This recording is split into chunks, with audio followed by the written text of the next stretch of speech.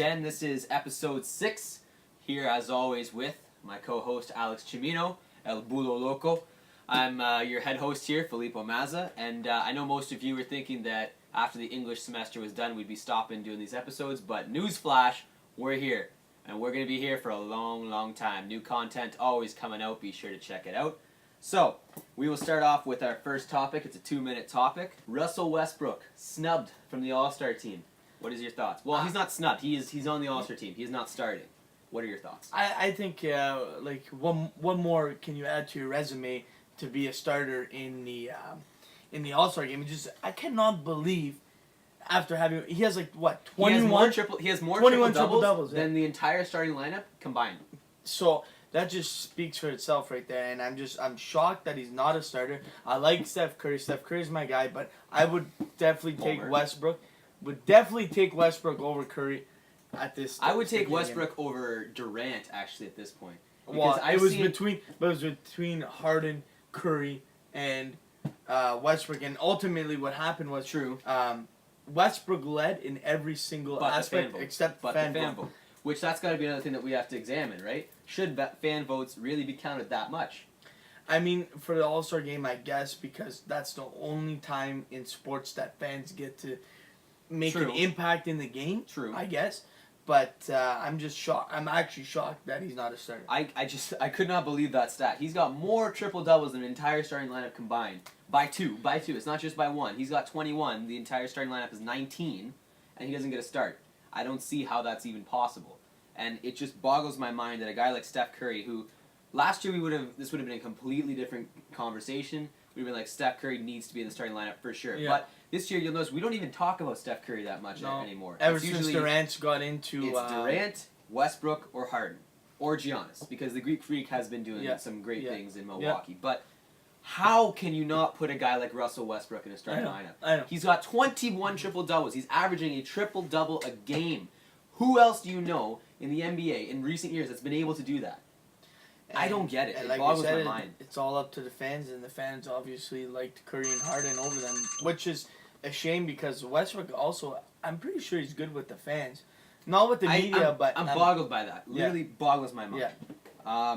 That was our 2 minutes. We will move on. So, moving on, we will have the NFL predictions. These are the conference finals, if you will. I know that they're probably not called that in the NFL, but I'm a hockey guy. So you have the Pats versus the Steelers, and you have the Packers versus the Falcons. We'll start with Packers-Falcons. Who do you have? You know what? I'm going to go with the Packers for this one. Because they beat Dallas? Is that why? Not just because they beat my team. Your big home team is now out. You got to go with them now, eh? And I got to give credit. Dallas played a heck of a game. I'm telling you, they played hard, but in the end, experience goes a long way. And when you have a quarterback... Give credit. There you go. I'm giving credit when credit is due. And when you have a guy like Aaron Rodgers who scrambles like nothing... Easily my favorite quarterback. Easily my favorite quarterback.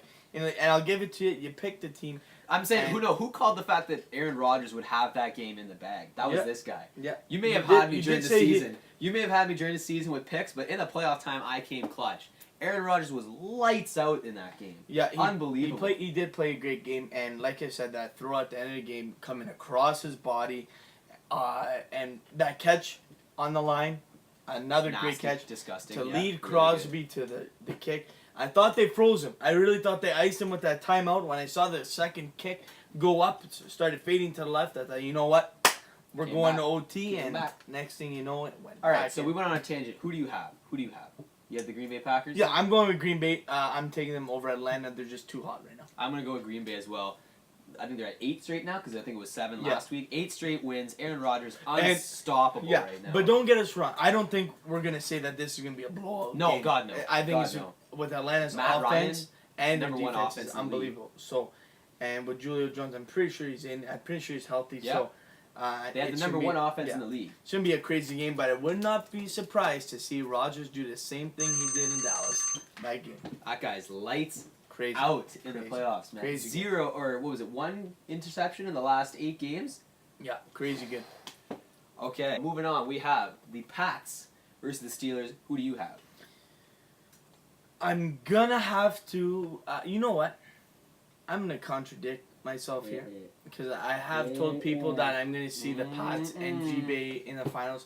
But just to stir the pot up a little bit, I'm going to go with the Steelers. I want to see Big Ben win another Super Bowl. And they have the team to do it. When you have Le'Veon Bell is changing the way running backs run. He waits. Okay, every Le'Veon running Bell back is a great running back. Eh? He is a great running back. Have you ever seen a running back go to the line, wait for the hole to happen, and then go? No. Crazy. Never seen that in my life. And I can guarantee you, he's going to have another great game. Big Ben, the toughest quarterback in the league. He's going to do anything it takes to get another Super Bowl under his belt. And when he's got his boy Antonio Brown just running and making plays, making catches, I'm telling you, it's going to be a great game. And I'm feeling Pittsburgh pulling out the dub for... Okay. I'm going to jump in. You can jump in. Ladies and gentlemen, I was the homer last week. Meet your homer for this week. Homer for At least I will admit it. He's I'll admit it. You He's didn't want to admit the fact that you're a Dallas Cowboy. I'm a homer. Come at me. I'm a homer on one of the best teams in the NFL. You can talk about Le'Veon. New England basically matches the Steelers in almost every category. Running backs, maybe not. Le'Veon Bell's definitely got an edge, but they still have LeGarrette Blount. Good running back, don't you dare. Good running... Okay, fine. You were a homer last week. But listen. Okay, the thing is, Tom Brady is amazing. He's a great quarterback. One of the best. Pittsburgh gets to him. Brady has a hard time scrambling. So if they get to them early and often and shake him around, I'm telling you, Brady might have a hard time with this one. Because if they're I'm not denying that, bro. I'm saying that oh my goodness. But I'm You're just making saying, me go nuts right now. I'm just saying. New England, man. New England. Julian Edelman. He can match Antonio Brown in that category. And they also have... Oh, that's a stretch. It is a stretch. But they have more than one option. I think emotions are getting to you right now. Maybe they are, okay? But Pittsburgh's got Antonio Brown as their only good receiver. New England's got like 4. Man, and they don't even have Gronk, and they'll still do well. In case you didn't catch it, because we went really nuts during that entire segment, I have New England. He has the Steelers, which means that our Super Bowl final predictions, mine is the Pats versus the Packers. His is the Steelers versus the Packers. I know I went on a tangent. I'm not saying you're crazy for saying the Steelers are going to win, okay? I'm not. I'm not, because they are a great team. Okay? And I would not be surprised, because New England is always one of the best teams, if they got upset, okay? I'm just saying New England is hopefully going to take that game. Okay.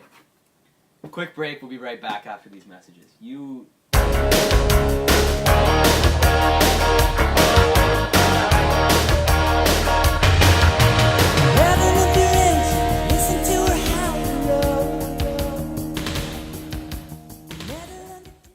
All right, we'll get it started. Jose Bautista. He has re-signed with the Jays. What does this mean?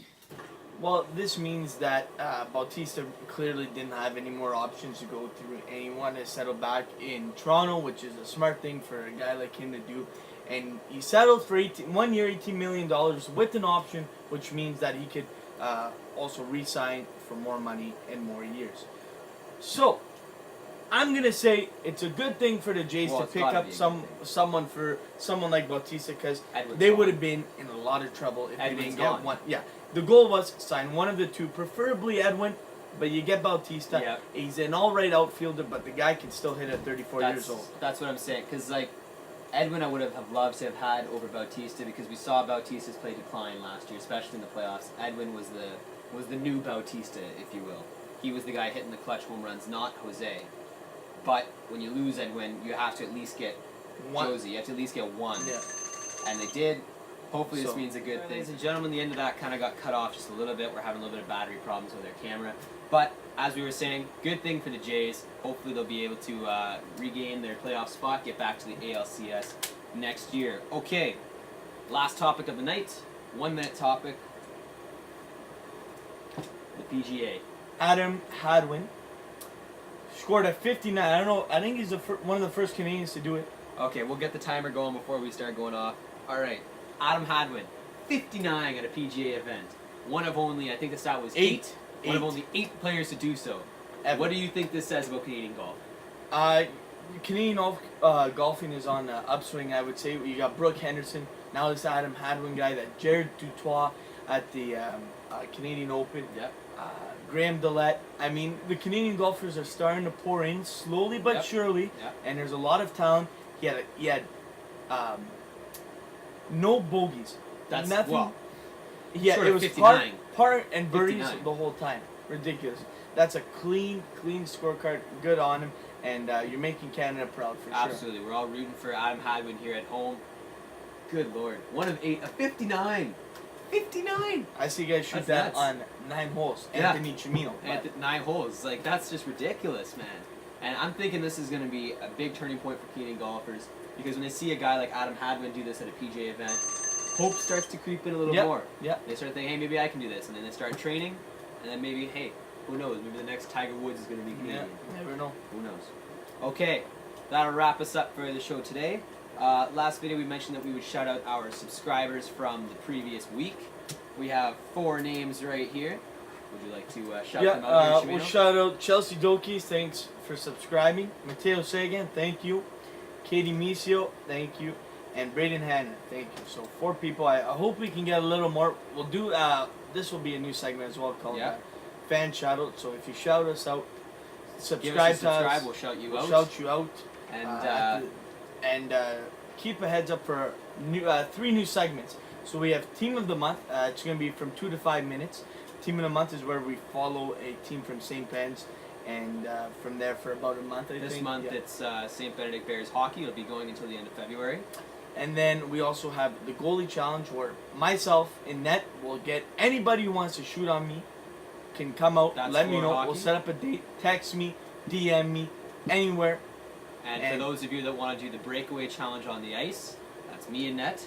So DM me for if you want to go on ice, any ODR, any lake, I'll hit you up and I will stonewall you. And finally, pizza reviews are coming out too. First video, they all should be coming out within the next Sunday, week. Monday, a little longer, and within the next week. Within the next week. So remember, subscribe, keep watching, and Darian Pilo and Drake Pilo, if you're watching this, I'm ready for you. Just shoot me a DM. That'll do us tonight for the show here at the Bears Den. As always, please subscribe and thanks for watching.